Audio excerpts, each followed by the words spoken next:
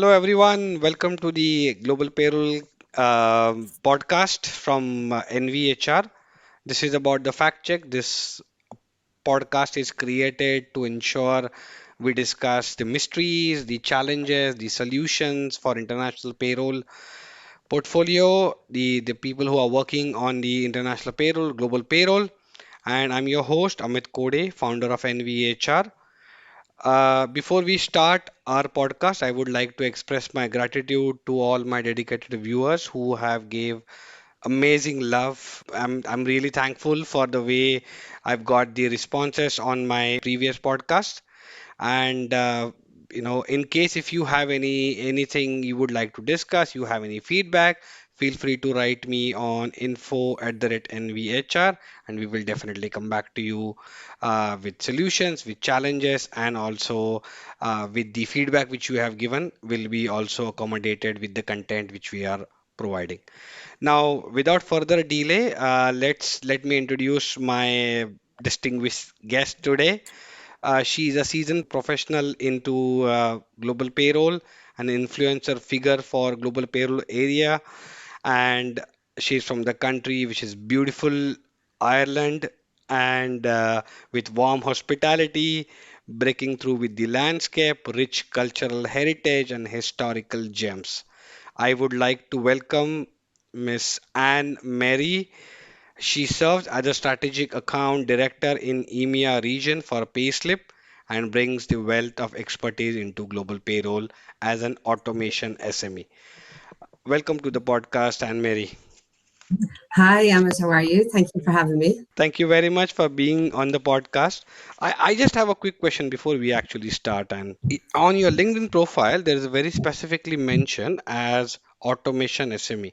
Any particular reason for putting it as an automation SME? Well, yes, because normally I would just have strategic account manager for global payroll, but automation is really the message I want to push. And I see an awful lot of enterprise companies moving towards automation. So it's really important that I get the message out there. And similarly, what you're doing with your podcast, it's brilliant because you're getting really good messages out to the nation and to internationally to let people know that global payroll is changing fundamentally. And I got in very early at the start of the automation process, for global payroll.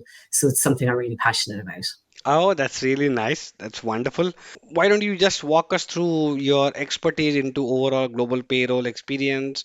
What do you do in Payslip? And apparently, you have been working with Payslip for a long time, and you are well versed as a because you have been chosen as a director for EMEA region. What exactly your profile, how it can help our viewers to understand overall global payroll? Yeah, thank you. So I started my career maybe 20 years ago, even though I don't look it, thankfully. And I'm only kidding. But yeah, no, I started about 20 years ago. And actually, I suppose about 10 years of that experience would have been with a very large global fintech company. And I ran one of their brands under that kind of parent hood. And so what I did was I kind of managed a company of over 100 people internationally. And so being CEO of that company, I had exposure obviously to payroll. And like most, I hate to admit it, but like most CEOs, I didn't really go into the detail, right? So long as people got paid, I was happy enough. But there was problems obviously from time to time, and it sparked my interest. Fidelma McGurk, who's the CEO and founder of Payslip, she and I used to work together. And so when she started up Payslip, she approached me and spoke to me about the opportunity. So it was too good to refuse because I had an interest anyway in all things financial, and I had a really good experience working on a kind of a global corporate level, where I'm working with major multinational brands all of the time and really dealing with kind of senior decision makers in those companies. So I moved into Payslip, and then I got the real drill down on what Payslip, our payroll is really about Yeah. and how complex it actually is. And I think it still surprises me, even a couple of years later, when I'm dealing with large companies and organizations, how disjointed it actually is. True. It's amazing. And some of these companies are, high tech companies where you'd assume that they have it together, right? But they actually don't. So I love speaking to them very collaboratively to kind of find out what their pain points are in payroll and then I try and wave my magic wand and see what I can fix for them. Oh, So yeah, lovely. That's so you said 20 years, so that means we have 40 years of experience about global payroll on the table right now on this in this view altogether. So that's wonderful. And thank you for yeah. having in, thank you for being part of this podcast. So today's topic, what we have discussed and what we have chosen is about the global payroll workflows for Yeah. excellence in delivery. Now, I would like to understand why you think as an individual identity that these particular topic needs to bring it to the people who are viewing it, and the reason why I'm asking this is because there could be the people who are viewing it could be a newly known entrepreneur who is just being into the payroll industry. There could be a person who is actually a 2 years experience or a fresher who would like to be part of global payroll industry, but Hmm. why the overall workflows, which is key or important for overall global payroll workaround? Why don't you just Yeah. show some light on that? Yeah, and that's a really good question, Amit. And a lot of people in payroll, especially senior management, are asking the same thing when they're looking at potential payroll projects. Why are we doing this? Why should we do this? I'll start with a really interesting statistic that I read last week, right? It's from an ADP survey, and it said that 64% of European companies think that payroll is too big to change. Now, in the very same report, it said that 33% of employees sometimes or always get paid late.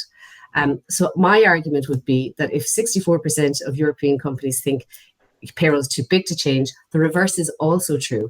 Yeah, If it is so big, then it's so imperative that you do change it and that you do modernize and move with the times. And I think data is so kind of strategically important as well. And payroll has historically been seen as a kind of a back office function, and that's changing. So it's really important that companies keep moving with the times. And I see two types of companies mostly. So you have on one side, you have mature companies going digital. So true. they're big organizations, yeah, lots of different systems, lots of different processes in different countries, lots of different languages, lots of different countries, very limited reports, lots of different vendors, and on it goes, right? And then you have merger and acquisition activities as well with those companies, where they inherit a lot of legacy systems that they probably don't want, but they have to kind of deal with them, Yeah, in true. the True. yeah. Yeah. And then on the other side, you have kind of newer, kind of high tech or high growth companies. And what's happening there is, whilst it's a really good story that they're growing really quickly, unfortunately, their systems aren't growing with them. And so what you have there then is, again, a very fragmented ecosystem between internal and external payroll. So payroll processes. So really what they all have in common is the same problems, where they have lack of transparency, they have lack of control, they don't know what processes are being operated in what countries. If you asked some of their CFOs or some of the management teams, are you compliant in in those countries across all of their footprint? And they don't I know. don't. Yeah, yeah, Yeah, yeah. Agreed. Agreed. which is a And huge exposure. Yeah, yes, absolutely. And that's the beauty of it, right? I mean, extremely amazing topic you have chosen altogether because the idea of having podcasts is not to sell anything. Idea is to yeah, make sure that we are giving the right kind of knowledge which we have learned from our past experience, from the challenges, from the compliance errors, from the employees not getting paid on time. And that's the beauty of it. And you are absolutely right. It's yeah, very minimal that when there is a compliance error, it always comes more on the process. Oh, where we have not able to manage the process correctly, or are we struggling with the process, or are we struggling with the technology? And the end result is we end up in paying the compliance yeah. penalties, which ideally not supposed to be. It could have been saved, but yeah, I definitely understand, and I really like you actually chose that topic to speak about. Mm, Now, now, you just now mentioned there are organizations who are mature, who have been into the industry for a long time. There are yeah. tech-friendly organizations which is already available, and you would like to bring a bridge which will help both these parameters, like big organization and small organizations, or not Yeah. small exactly, but the organization which is more tech friendly and the organization which is mature enough. How, so before we move on to the solution, I would like to understand that what are the ideal workflows or the processes which tend to happen in any, forget about any industry, in any industry. Yeah. So if you look at it from, because payroll is universal, right? Every company has to pay their staff, and paying their staff is crucial. It's why people turn up to work, which is often such a simple thought, but often overlooked, right? True. But in payroll, across any company, regardless of the size, you have what you'd class as kind of pre-payroll, which is gathering of your payroll inputs, and that's typically a mix from like your HCM, which has your master data, and then you've lots of other sources, benefits, stock, TLA, everything, healthcare, you name it. And this is where one of the first choke points is for all companies, is that area where you have such a time and resource suck, because you have people splicing and dicing spreadsheets. They're pulling information from here, there, and everywhere. Not only is it a data risk, because people inevitably will email somebody something to query something, and data is going back and forth, but pulling all that time together, pulling all that data together from all of those multiple sources is insane, really, when it happens every month, and it's a repetitive thing. But also as well, I think when people are manually slicing and dicing, you're opening yourself up, excuse me, for so many opportunities for error and risk True. further downstream. True. So that's the kind of pre-payroll side, right? Is a big problem. Yeah. Then you have your payroll workflows. So this is kind of what I allude to as passing the baton. So you have Anne Marie doing, checking joiners and leavers. Then she passes the baton to someone else to check the next date, and on it goes, right? And then you have people chasing late inputs. You've, emails go back and forth again. You're trying to get hold of your colleagues, and that's a nightmare in itself. So then you have to deal with your vendors, right? So you're dealing with, if you're in Germany, you're dealing with just maybe your German vendor. So, it's one-on-one. It can be relatively easy in that sense. But again, you're chasing back and forth. You're trying to configure maybe the payroll file for them in whatever format they need, depending on who the vendor is. That in itself takes time and opens yourself up to lots of risk and error again. And then you send it out to them, and then you wait, right? So you're sitting there, looking at the clock, going, when am I going to get it back? And then they send it back to you, and you have to then do all of your reconciliations, check for variances, see what's right, what's wrong, go through all of that process, double check it, send it Yeah. back to them, they Yeah. send you back. On and on it goes, right? And then you move on to kind of what I call like post payroll, right? So this is where you are looking at all the gross to nets. You want to be able to generate Payslips, your W-2s, base, your year-end yeah, documentation. 100% your general ledgers. You want to then make sure that all that looks good. And then what about reporting? So what can you see from the data? What's at your fingertips? What's not at your fingertips that you need, where you're actually, again, going back to maybe historical spreadsheets and then pulling data from, so all of this is a nightmare for one country. Multiply that by 5 countries, 10 Yeah. countries, 20, It's more painful. it's more painful. And those pain points just get compounded as the business grows. And then if you have merger acquisition coming in on top of that, all those activities, it's just a nightmare, right? So really, where I think, if anything that happens every month or every week or every 2 weeks, you should be able to automate it. It's predictable. It's not something that's a surprise to you. So that's where automation of the payroll processes really adds so much value. And, I'll just tell you a quick story on the side, right? Mhm. But I was speaking to a tech company based out of Switzerland recently, and they had a problem where they were paying dead people. So they Oh, actually were paying, yeah, really, oh, um, which was yeah, insane, right? yeah, And absolutely. then I'll tell you one other thing as well, and I won't mention names, but there was another pharma company that I was speaking with, a big company, and one of the division directors there, she's tasked with checking payroll, at the end of every month, and she can never reconcile it. In 1 month alone, for her division in a small country, in just her division, she had an overpayment in 1 month of €75,000.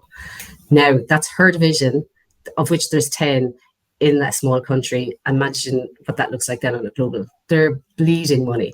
And because they Oh, can't reconcile, because all of the workflow processes are so fragmented, they can't actually go back to source because they don't know where the source came from. because nothing's tracked or nobody, there's no This accountability. is, yeah, this is painful. So so basically there is an overpayment which is happening, Yeah, and nobody is able to identify it as an overpayment because nobody knows that is this supposed to go or not. That is one. And on top of it, there are no control mechanism which can, and it is difficult to actually prove it back to the leadership saying that no, no, no, this is wrong money. No, no, how can you say? Because last month we already paid it. So, yeah. this And is a bit. they kind of accept it as a kind of a trade-off, like they write it off. And then I had another company who did a big exercise internally to see, where are they bleeding money, what's happening in those processes. And they managed to recoup or find out where 30% of their overspend was coming from. And they were delighted with themselves. But 30% of, what could be €1 million is small fry. Yeah, And the reality is it can all be avoided. So yeah, yeah, but yeah, that's yeah. the education piece because payroll is changing and it takes a change of mindset, I think, from some of those kind of legacy systems as well. Absolutely. And I see if I would like to genuinely summarize this is um, basically the absolute workflows, the defined workflows, the stringent workflows will eventually or is going to eventually help organization. And forget about Yeah, this as an example. To save cost is one of the aspect. To be yeah, compliant is another aspect. To be timely reporting is another aspect. To yeah, keep your employees happy and safe and uh, connected to your organization is another aspect. So basically 100%. the reason for taking, I mean, and I was actually trying to think back that why you actually chose this particular topic, and I genuinely Mm, like it. And I really like the term which you utilize, that bleed money.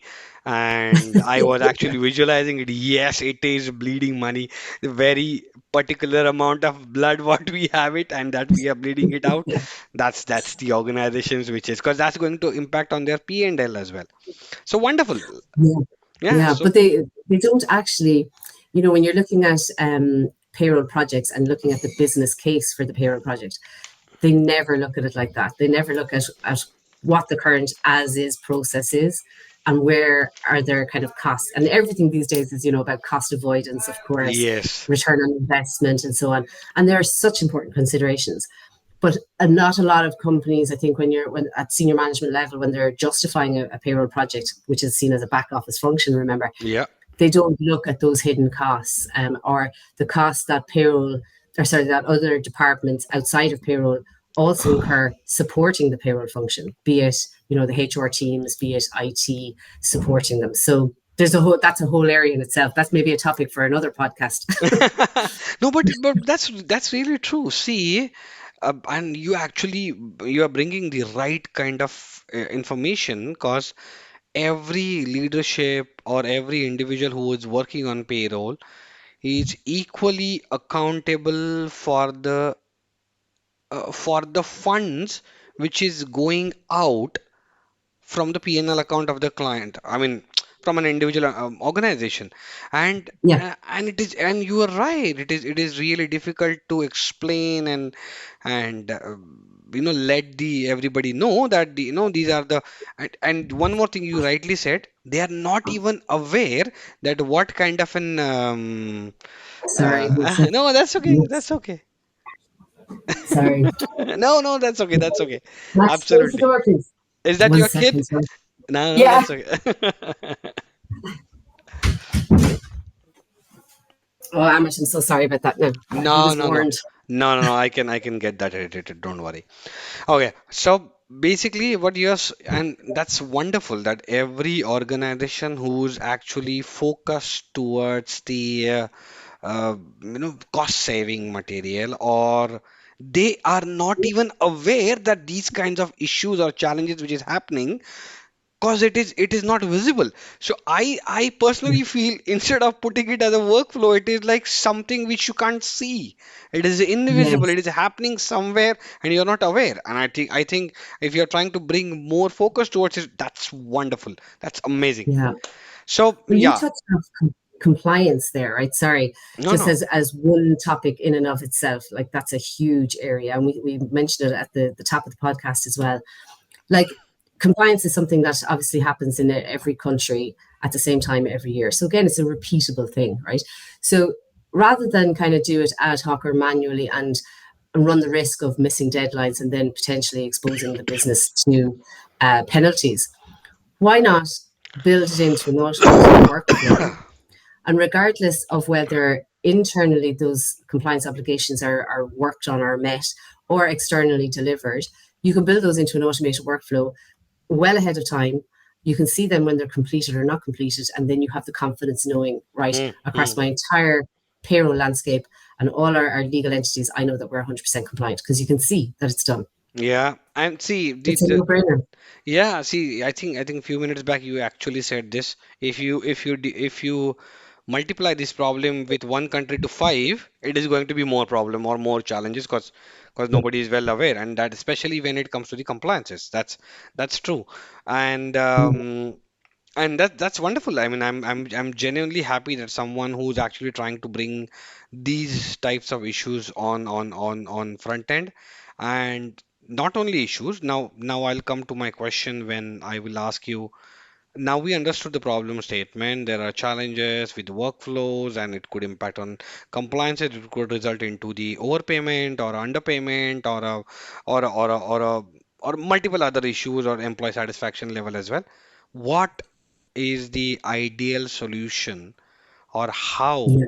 an organization can bring it with the proper controls and how you as an individual can give it as a solution with technology, with process, with blah blah blah, blah whatever. Yeah. So I suppose many people think that payroll is an integrations challenge, right? They look at their systems, they go, oh, we're not integrated with these, so we have to do that manually. Oh, that's not, or they're looking at it like, well, we could integrate with them, but maybe this is a long tail country, so we have a small employee headcount, so it's finding it hard to justify the cost of that, right? So there's many different reasons as to what level of integration that organizations have. But it turns out that payroll is not just an integrations problem. It's actually an orchestration problem as well. It's how the data is organized, gathered, collected, and standardized. And in most cases, it's not standardized. So my area of expertise, I guess, is I look at where all of the sources of data pertinent to payroll is coming from on a per payroll basis, per country, per legal entity, whatever the setup is in any particular organization.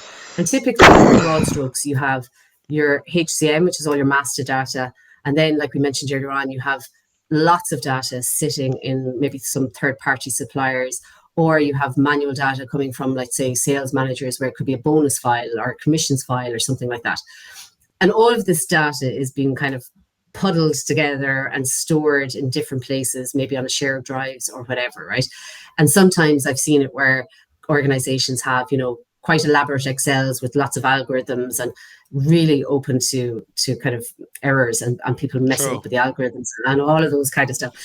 So where my area of expertise is we actually will integrate with the master source of data, so your HCM, be it Workday or Success Factors or whatever, and we pull that in, and then as we're kind of ingesting the data, we actually convert it into a kind of a standardized data model using a global to local data taxonomy. So everything has all the kind of the micro pay and tax elements or micro elements feed up to kind of a global standard. At the same time, we automate all of the kind of sources of data coming from everywhere else in whatever format. So you don't have to touch the files. You don't have to splice and dice, leave them as they are. And it's very simple where, they could drop it to an SFTP location and we'll ingest that. And as we're doing it,